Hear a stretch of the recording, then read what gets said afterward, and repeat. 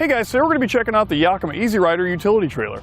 I've already got it set up here just so you can get a good idea what it looks like and so you can see its full potential.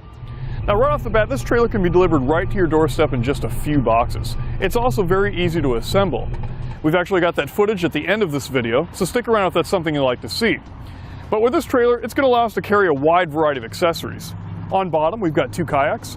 On top, mounted to the load bars, we've got the Yakima SkinnyWarrior, and on the other side, we've got the Yakima SkyRise Tent. So as you can see, we're going to be able to customize it any way we want. Like most utility trailers, it's going to connect to your 2-inch ball, which is nice because that's a common size. It includes safety chains and trailer wiring so we can remain safe and legal on the road. Now you'll notice that the tongue is extra long. It's actually 80 inches from the trailer to the end of the coupler. This is so we can carry boats up to 19 feet. It's actually collapsible so we can stow it easier. We'll show you this later. I've gone ahead and taken off the gear, that way you can get a better look. As you can see, it has a tubular design. The whole thing is made out of aluminum. It's extremely lightweight. With it being aluminum, we don't need to worry about any rust or corrosion. We can use it to help us get our boats into the water. You saw how we had it set up. We had two kayaks on bottom. The rest of our gear was up top. On the bottom, the cross members are fixed. This is ideal for your heavier, larger, or longer equipment. The load bars up top are adjustable along the rails. These are ideal for carrying your bike racks, your kayak carriers, cargo baskets, and other accessories. Now the load bars themselves are going to work with your standard clamp-on accessories as well as those T-slot accessories. You can see here after I raise up that rubber stripping, it's going to reveal that channel. All we have to do is remove or trim that rubber strip around those accessories and it'll give you a nice clean look. Now the load bars here at the end also have a tie-down loop for securing our gear. Now I mentioned that the load bars are adjustable. To do so, you can take the included Allen key, loosen up the bolt underneath, and adjust them along the rails. You'll want to set these up to where they'll work best with your accessories. The maximum crossbar spread we can have is 60 inches. It features an axle-less suspension with coilovers. Two control arms are attached to the frame for a smooth ride. You mentioned that it has trailer wiring. It's actually a standard 4-pole connection. The trailer features an amber side marker on each side up front, a red side marker in the rear, and two taillights. On the driver's side, it features a license plate light and a license plate bracket. All of the lights are LED. Here on the outside, we have about a 21.5-inch diameter tire on a 12-inch premium aluminum wheel. It is black in color. All of this is covered by a plastic fender, which is going to prevent debris, mud, or water from splashing up all over our trailer.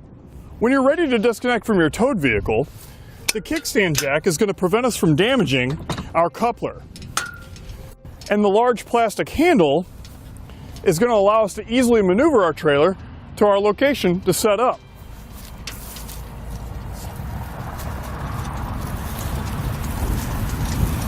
Once we've got our trailer disconnected and out of the way, maybe we've got our tent set up, now would be a good time to fold that tongue out of the way, that way no one's tripping over it. It's very easy to do. We'll remove the clip and pin, pull out the entire pin, and then we can just rotate it in.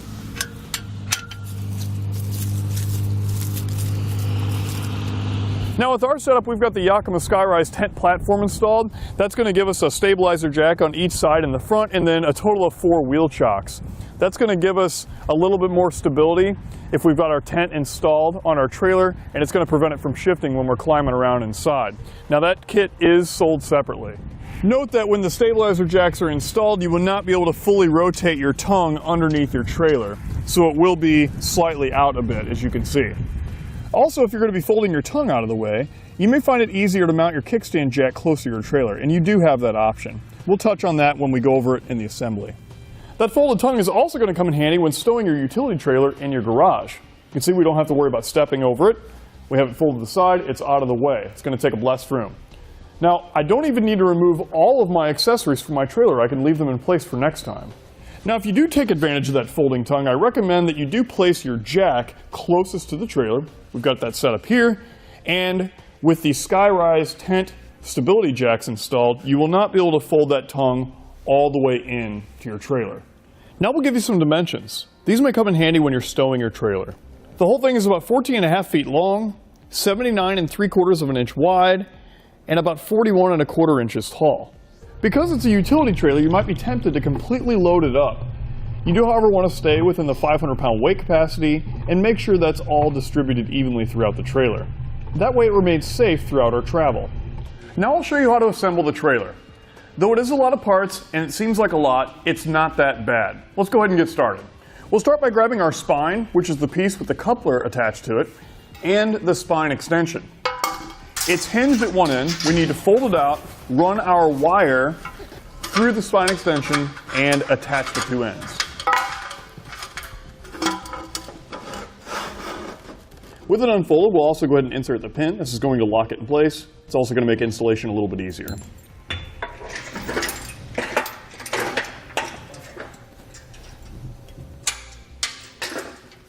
Next, we'll take the large cross member here.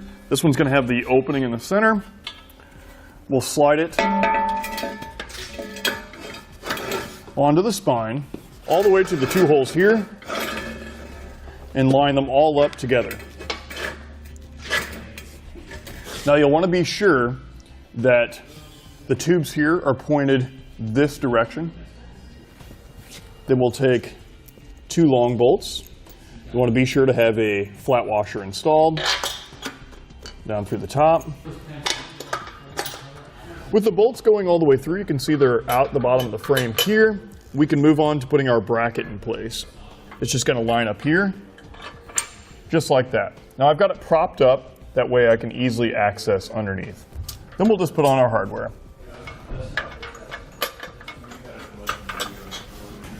Then to tighten them down, we'll use a 16mm socket and a 17mm wrench. After we tighten down this side, we'll repeat the same process on the other side, and then we'll want to torque those down to Yakima's specifications.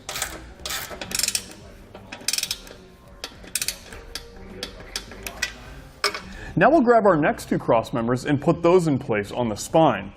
Now they're both going to face the same direction as our center one here. We'll need to drop our wiring down through the center and then put our hardware in place.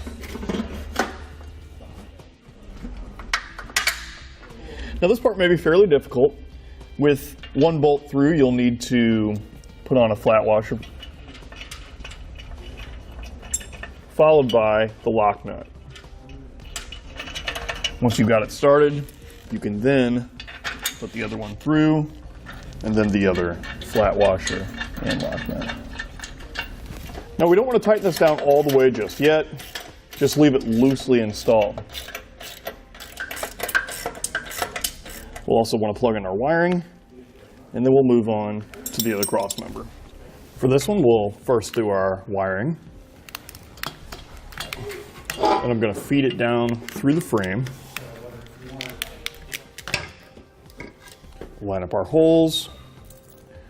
Now these are threaded, so we won't need any lock nuts. Once we get these tightened up, we'll need to torque them down to Yakima's specifications. Now we can turn our attention to our fenders. We'll need to attach them to the side rails. We'll want to be sure that we run our wiring through and connect that. And we'll also need to connect our ground. So it's going to be located right here. You can see how the paint is already ground off. Take our hardware, flat washer, put that in place, and get that started. Now it does include a Torx bit that we can attach to our impact to run that down. From here we can use that same hardware to mount the fender to our trailer.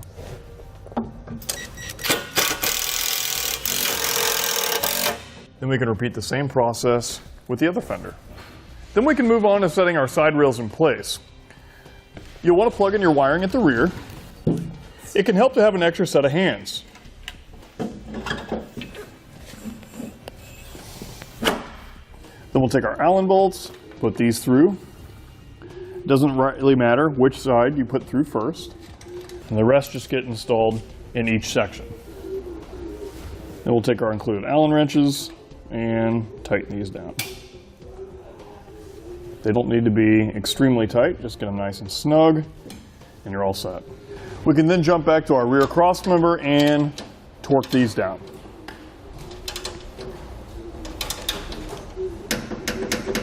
And we can just feed the excess wire right back in. Now we'll install the arm and hub assembly. We'll want to be sure that the hub is facing towards the fender. The other end is going to fit in between here. We'll line up the holes. We'll take our bolt and insert it through the side. You want to be sure you have on a flat washer.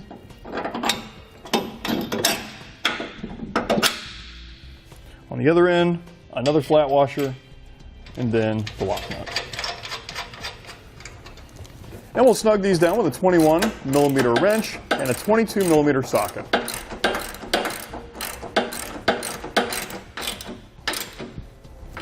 Then we'll need to torque them down to manufacturer specifications. Next, we'll install the kickstand. We've got two options. We've got up here by our coupler, and we've got just behind our pivot. Doesn't rightly matter which one you choose. I'm going to install mine just behind the coupler. Take our hardware, line up our holes, and get that started. And the tool is included for this. For the shock, it's going to be installed between the shackle here. We'll take the large bolt with the flat washer. We'll come from the inside out. Then we'll take another flat washer. And then a lock nut. At the hub, we'll raise that up, line it up, push it in place, flat washer, and then pin it. And we'll snug these down. You'll also want to torque them down to Yakima's specifications. Next is our tires with 4 lugs.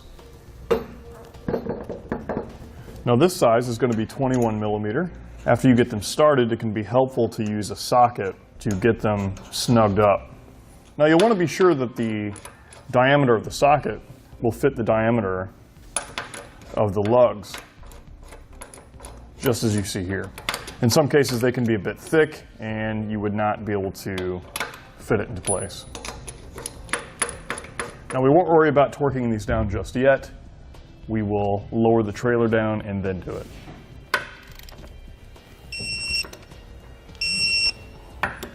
The last step is to install our crossbars. The brackets fit over the tubes. Want to be sure that the hinge is on the inside. On our crossbar, we need to make sure that these are positioned all the way out, just so they're easy to find when we set them in place. They set directly on top of our brackets. The holes line up, and then our Allen bolts go into place.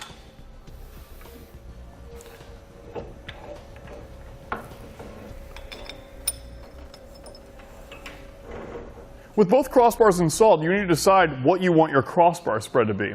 You want to be sure to position them to where they're going to work out best with your accessories. You'll also want to be sure that you have even bar overhang. So with it loose, you want to be sure you have the same distance from here to here on each side. And we'll just tighten it down with our included tool. Now you don't need to over tighten, just get it nice and snug. By tightening this down, it is drawing down the crossbar and squeezing the clamp around the tube bars. With everything tightened down and torqued, you're ready to load up your favorite accessories, hook up to your towing vehicle, and hit the road.